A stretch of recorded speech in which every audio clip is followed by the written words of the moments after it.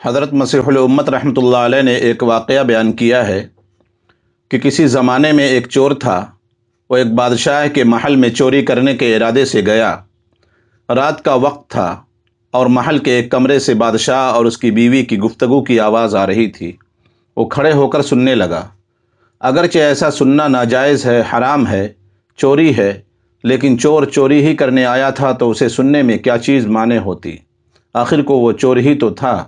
تو اس نے سنا کہ بادشاہ اپنی بیوی سے کہہ رہا ہے اور اس کی بیوی اس کے ہاں میں ہاں ملا رہی ہے کہ میں اپنی بیٹی کی شادی ایک ایسے آدمی سے کروں گا جو نہایت متقی و پرہیزگار ہو، جو بہت بڑا اللہ والا ہو۔ میری بچی کی شادی کسی اور سے نہیں کروں گا۔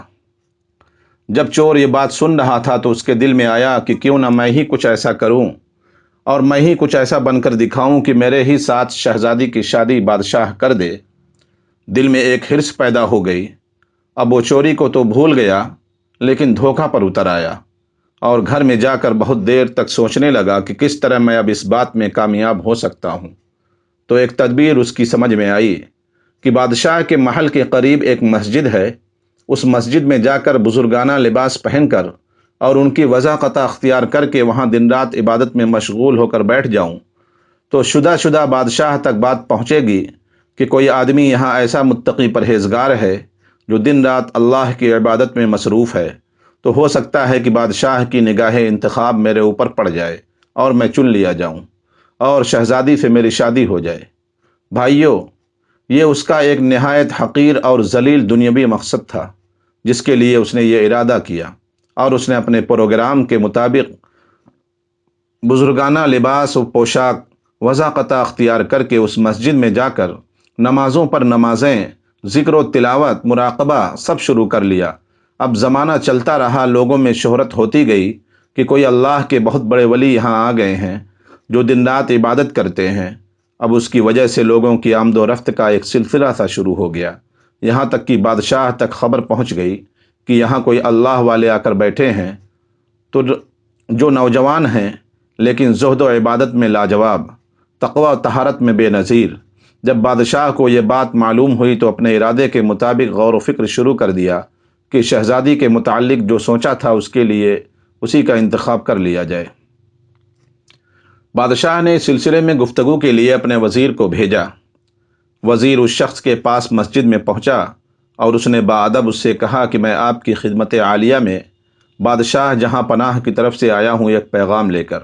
اس نے کہا کہ کیا پیغام ہے؟ وزیر نے بتایا کہ بادشاہ نے کئی سال پہلے یہ فیصلہ کر لیا تھا کہ اپنے لڑکی کا نکاح ایک ایسے شخص سے کریں گے جو بڑا ہی متقی و پرہیزگار ہوگا، اللہ والا ہوگا، اور وہ اس کی تلاش میں تھے۔ اب جو نظر گئی تو نظر انتخاب آپ پر آ کر رک گئی ہے، لہذا بادشاہ نے مجھے بھیجا ہے کہ اس سلسلے میں آپ سے گفتگو کروں۔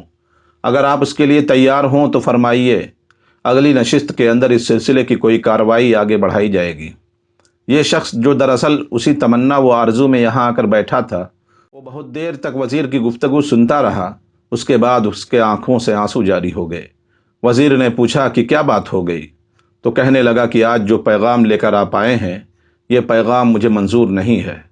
وزیر نے کہا کہ کیوں منظور نہیں؟ اس نے کہا کہ دیکھیے، میں صاف بات آپ کو بتاتا ہوں کہ میں اصل میں ایک چور تھا اور میں بادشاہ کے محل میں چوری کے ارادے سے ایک مرتبہ گیا تھا۔ پھر جو کچھ بھی ہوا اس کو سنایا، اور اس کے بعد اس چور نے کہا کہ میں نے تو یہ وضاقتہ، یہ عبادت اور تقوی اسی حرص کی وجہ سے اختیار کیا تھا، لیکن جب میں یہاں آ کر بیٹھا تو خدا نے مجھے اپنا بنا لیا۔ اب بس اس کے بعد مجھے کسی کی ضرورت نہیں ہے۔ اللہ اکبر! جب عبادت عبادت ہو جائے، نماز نماز ہو جائے اور ذکر ذکر ہو جائے اور ہماری دیگر عبادتیں واقعی عبادتیں ہو جائیں تو بے شک یہ نمازیں اور عبادتیں انسان کو برائیوں سے روک دیتی ہیں۔ اللہ تعالی ہم سب کو سچا اور پکا نمازی بنائے تاکہ ہمارے اندر سے ساری برائیاں ختم ہو جائیں۔ وآخر دعوانا ان الحمد للہ رب العالمین۔